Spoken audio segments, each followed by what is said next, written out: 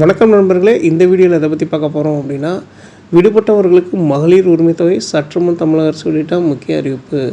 இது என்ன அறிவிப்பு, என்ன சொல்லியிருக்காங்க அப்படின்னு இந்த வீடியோவில் பார்க்கலாம். ஸோ வீடியோ ஸ்கிப் பண்ணாமல் கடைசி வரைக்கும் பாருங்கள்.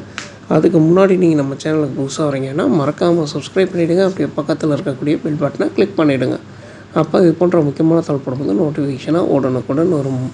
வாங்க வீடியோக்குள்ளே போகலாம். தமிழகத்தில் முதல்வர் ஸ்டாலின் தலைமையிலான அரசு நடந்து கொண்டிருக்கும் நிலையில் குடும்பத் தலைவர்கள் அனைவருக்கும் மகளிர் உரிமை தொகை வழங்கப்பட்டு வருகிறது.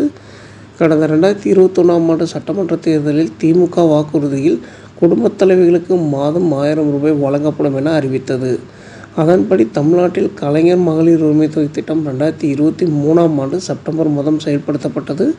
இந்த திட்டத்தின் கீழ் தகுதியுள்ள பெண்கள் அனைவருக்கும் ஒவ்வொரு மாதமும் வங்கிக் கணக்கில் 1000 ரூபாய் வரவு வைக்கப்பட்டு வருகிறது. அதே சமயம் தகுதியான விடுபட்ட பெண்களுக்கும் உரிமை தொகை வழங்கப்படும் என கடந்த சட்டசபை கூட்டத்தில் முதல்வர் ஸ்டாலின் அவர்கள் அறிவித்திருந்தார்.